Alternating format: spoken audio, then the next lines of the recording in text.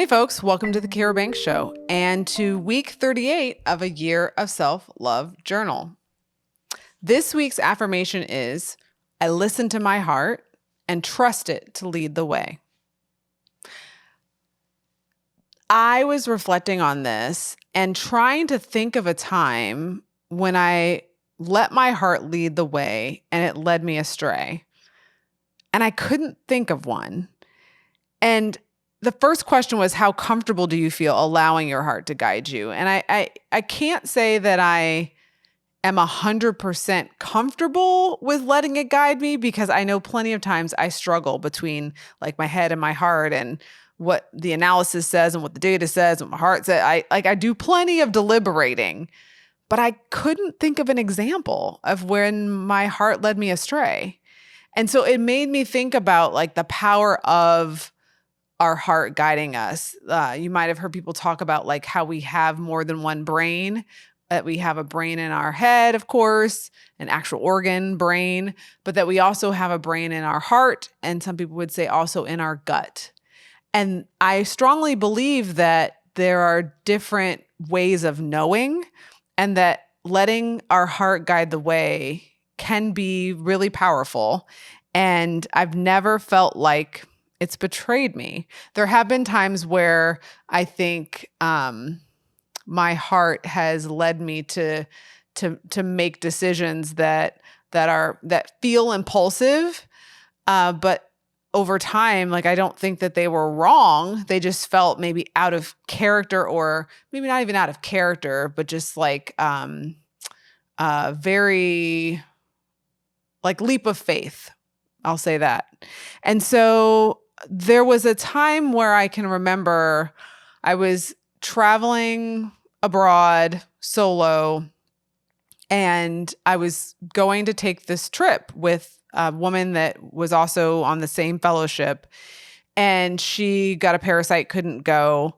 And I remember crying and just being like, I don't know that I can do this by myself. I had I think been there 3 weeks in this French-speaking country when my French was really rusty, and I'm supposed to get on a plane and go to 2 other French-speaking countries. What? Like that just felt so silly. Like my head was like, this doesn't compute. This doesn't make sense. But my heart was kind of like, I think you'll have an adventure. I think you should go. It's scary, but why not?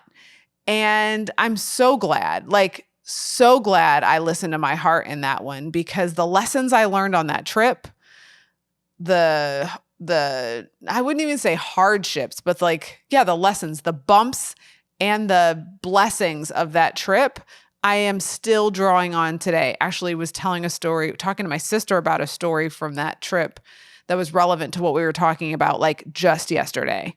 And so I know in my heart and my gut and my brain that letting my heart guide me can lead to really great things. And yet I can't say that I always do it. And so I'm being honest with you as I go through this reflection of self-love. I want you to be honest with yourself. And so it's an area where I want to get better at listening and slowing down to hear what it has to tell me. And I think one of the questions that the author asks us to reflect on is, what might change if you did that all the time? I think I would slow down more. I think to be able to do that, I would have to slow down. And that might be a good thing. Like it's a practice that I've been like, okay, why not give that a try? What does it hurt? If you can't think of a time where it's led you astray, why not do it more? And why not get into the practice of doing that more? And so I think what would change or what would be different is like my pace would have to slow down to be able to do it. I'm sure some other things would be different, but that's what came to me. And then this exercise around like, what is your heart saying yes to?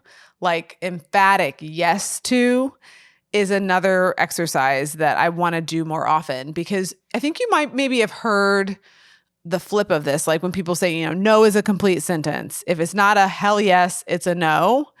That's a different version of this. That's like a slightly different but similar version of this. Like if it's not a hell yes, it's a no.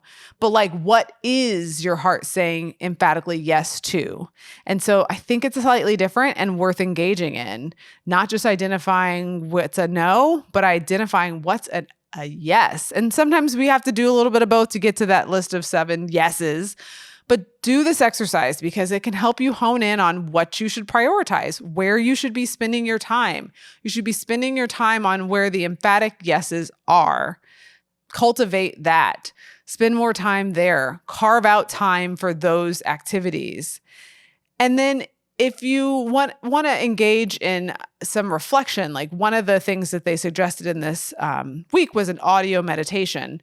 And I think it's sometimes when people hear meditation, they seize up and they're like, I don't meditate. I can't do it. Just give it a try. Like it could be a 2-minute, it could be a 30-second meditation, like just to slow down. And as I'm saying, I need to slow down to listen more. I've gotten out of the habit. I go in and out of my meditation practice.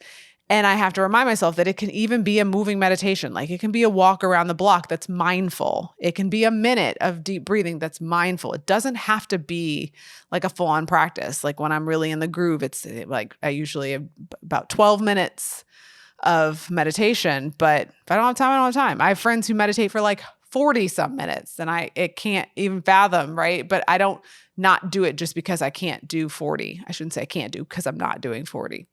So I invite you to reflect, to meditate on, for you, what your heart is saying yes to and how you can listen to it a little bit more. I hope that this journey of self-love has been informative for you. I would love to hear how it's going for you in the comments. I'm Dr. Kira Banks across all socials, and I'll see you next time on The Kira Banks Show. Have tea to spill or something you want to ask Dr. Banks? Contact her at kirabanks.com/stories or stories@raisingequity.org. Thanks for listening.